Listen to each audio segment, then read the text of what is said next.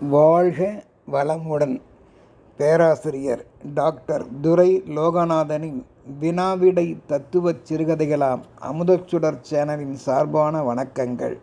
என் கதைகள் பல 2 ஆண்டுகளுக்கு மேலாக வெளியிட உதவுகின்ற யூடியூப் நிறுவனத்தார்க்கும், என் கதைகளுக்கு உள்ளது உள்ளபடி விளக்கம் செய்கின்ற செல்வி தேஜா அவர்களுக்கும், என் கதைகளுக்கு அமோக ஆதரவு தந்து என்னை மகிழ்விக்கின்ற ரசிக பெருமக்களுக்கும் வாழ்த்துக்களும் வணக்கங்களும். இன்றைய சிந்தனை ஓட்டம் சிநேகித இரகசியங்கள். கதைக்குள் செல்வோம். இரகசியம் என்பது எப்பொழுதும் நமது இதய கமலத்தில் பூட்டி வைக்கப்பட வேண்டிய ஒரு பொக்கிஷமே. நம் உதடுகள் பிறரிடம் வெளிப்படையாய் அசைந்த பிறகு அது நமக்கு சொந்தமில்லை. நட்பை வளர்ப்பது தூய நம்பிக்கையான அன்பு மட்டுமே. நம்மை நிலைநிறுத்துவதே அந்த நம்பிக்கைதான். அடுத்தவரை பற்றி கிசுகிசுப்பது எளிதுதான். அதே அம்பு மீண்டும் நம்மீது பாய்கின்ற போது வம்புதான். இரகசியம் நட்பு கூட்டத்தில் பகிர்வது என்பது பல லட்டுகள் ஒன்றோடு ஒன்று சேர்ந்து மோதுவது போல இருக்கும். அது தனக்கு பிடித்தவர் வீட்டில் சாப்பிடும் அறுவகை சுவைகளில் ஒன்றாகவும் இருக்கும். ஆனால் நட்புக்குள் விரிசல் ஏற்படுகின்ற போது அதே விருந்து கசக்கச் செய்யும். தன்மானம் அதை தடுத்து நிறுத்திவிடும். என்னதான் இருந்தாலும் எவரும் எவ்விடத்தில் எப்பொழுது எதை சொல்ல வேண்டும், எதை சொல்லக்கூடாது என்பதை அறிவுறுத்துவதே இந்த சிநேகித இரகசியங்களா என்ற சிந்தனைக்குரிய கதையோட்டம். அன்று புனிதனுக்கு நேர்காணல். பட்டயச் சான்றுகளுடன் சென்றிருந்தான். போட்டிகள் மிகவும் கடுமை. இருப்பதோ 3 பணியிடங்கள் மட்டுமே. வந்திருந்தவர்களோ 150, கிட்டத்தட்ட 150 வாலிபர்கள் காத்திருந்தனர். வந்திருந்தவர்களுள் ஒருவன் புனிதன். அந்த புனிதனின் கல்லூரி சிநேகிதன் மகிழன் வந்திருந்தான். புனிதனும் மகிழனும் ஒருவரை ஒருவர் நோக்கினர். அவ்விடத்தில் பள்ளி மற்றும் கல்லூரி பருவங்களில் தங்களின் எல்லா இரகசியங்களையும் ஒன்று விடாமல் பகிர்ந்து கொண்டவர்களே. மறைக்க வேண்டிய செய்திகளையும் ஒருவருடன் ஒருவர் பகிர்ந்து அறியாது அன்று மகிழ்ந்தவர்களே என்றாலும், இவனை நான் மறுபடியும் தற்போது சந்திப்பேன் என்று எதிர்பார்க்கவில்லையே என்கிறது ஒரு மனம். அப்படியே என்கிறது மறுமணமும். என் இரகசியம் முழுவதும் தெரிந்தவன் தற்பொழுது இவ்விடத்தில் இவன் மட்டுமே மீண்டும் நம் எதிரே வந்துவிட்டானே. முன்பு அறியாமல் கொட்டிவிட்ட இரகசிய செய்தியால் நான் மறந்து போனதை, மறைக்க முயன்றதை தற்போது இவனை பார்த்தாலும் தம் மனதை ஜாக்கிரதை, எச்சரிக்கை என்று பயம் காட்டுகின்றது என்றெல்லாம் தங்கள் மனதுள் நினைத்து கொண்டனர் புனிதனும் மகிழனும். அதை நினைத்து ஒருவருக்கொருவர் திடுக்கிட்டு கொண்டே கை செய்கை மற்றும் வரவழைத்த ஒரு நமட்டுச் சிரிப்பால் வந்த இடத்தில் அன்பினை மட்டும் செய்கை மொழிகளால் பரிமாறிக்கொண்டனர். புனிதன் நினைத்தான், நம்மை முழுமையாய் அறிந்தவனின் சிநேகிதம் மீண்டும் தொடர்வது நல்லதா என்று. மகிழனோ, புனிதன் மிகவும் நல்லவன், நட்பிற்காக உயிரையும் கொடுப்பவன். அப்படி இருக்க எவ்வகையிலும் யாரையும் கெடுக்க மாட்டான். நம் கண் எதிரில் இருப்பதும் எதிரியை நண்பனாக்கி மீண்டும் நம் கைப்பிடிக்குள் வைத்துக்கொள்வதும் நல்லதே என்றும் கருதினான். என்னதான் நல்லவன் நட்பு என்றாலும் மறைக்க வேண்டியதை மறைத்து சொல்ல வேண்டியதை மட்டும் பழகும்போதே அறிவுடன் சொல்லியிருந்தால் இப்படி வேறுபட்ட குழப்பங்கள், பதற்றங்கள் சிந்தனையில் வாராதல்லவா என்றும் நட்பை கொச்சைப்படுத்தாமல் எண்ணிக்கொண்டவர்கள் நேர்காணலுக்கு மானேஜர் அறைக்குள் சென்றனர்.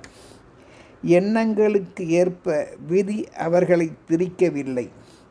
அலுவல் பணிகளும் அந்த இருவருக்குமே கிடைத்துவிட்டது. இனி தினமும் ஒருவரை ஒருவர் பணியின் பொருட்டு சந்திக்க வேண்டிய கட்டாயம் ஏற்பட்டுவிட்டது. தன்னை அறிந்தவன் உடன் இருப்பதால் ஒவ்வொரு நாளும் திக் திக் தில்லானாத்தான் இருவருக்கும் ஏற்பட்டது.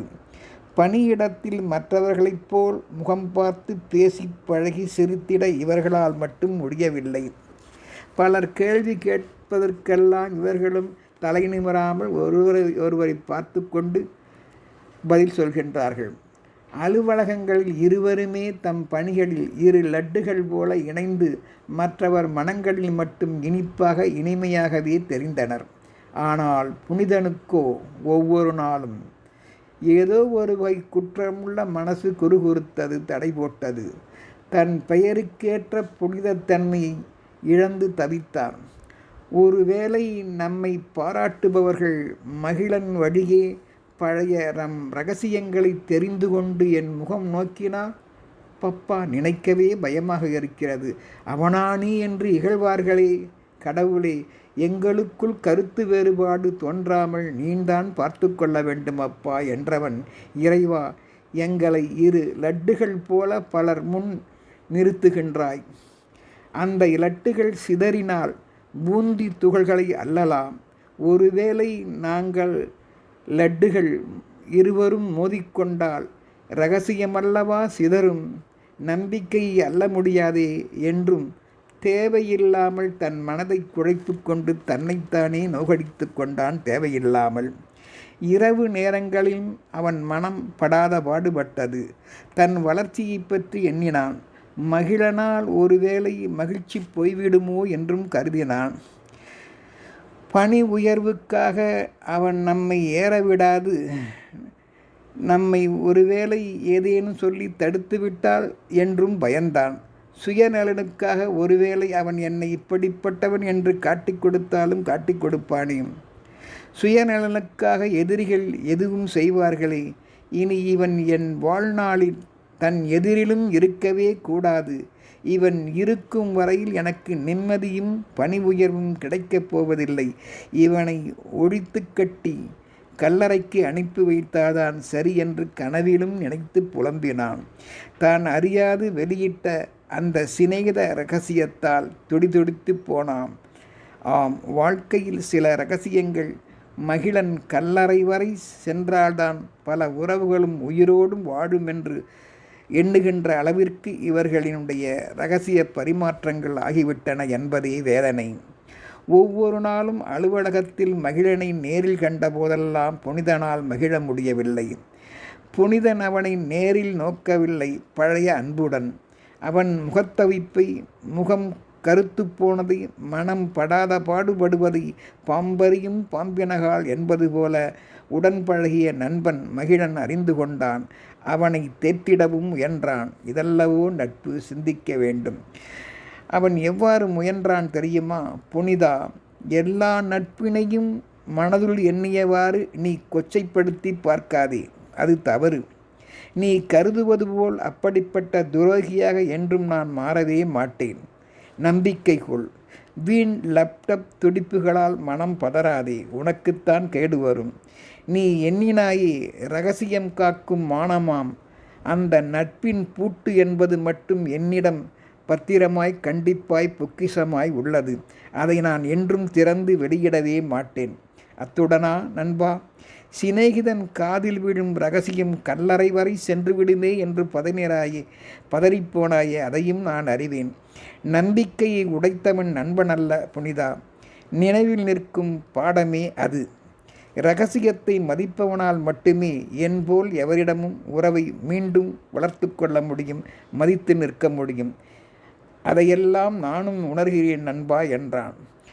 அவன் கூறினான், அளவுக்கு மீறிய மயிர் ஊடாடா நட்பும் சில நேரங்களில் சிக்கல்களை உருவாக்கிவிடுமே என்பதை உன் கருத்து வழி தெரிந்து கொண்டேன் நண்பா என்றான்.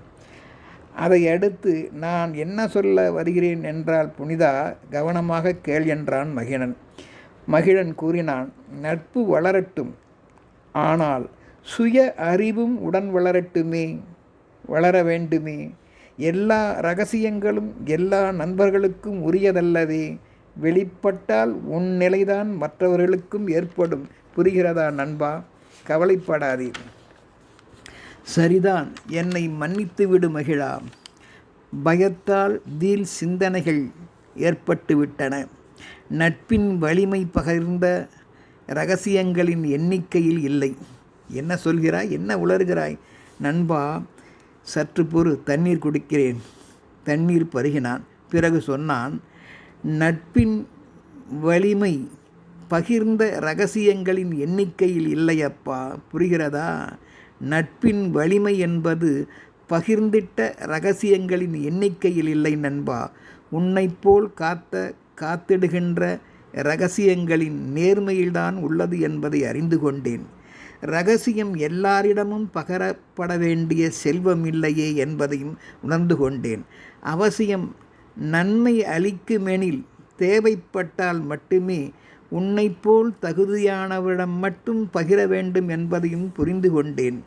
இக்கதையில் புனிதன் மகிழன் கருத்தோட்டங்கள் வழியே நாம் அறிய வேண்டியன ஏராளம். இரகசியமாகவே இருந்தால் என்றுமே பாதுகாப்புதான். தவறி அக்குடம் உடைந்து விட்டால், வெளியேற்றப்பட்டு விட்டால், அது பிறகு யாருடைய கட்டுப்பாட்டிலும் நிற்காமல் தேனீக்கள் போல பறந்து கொட்டிவிடும்.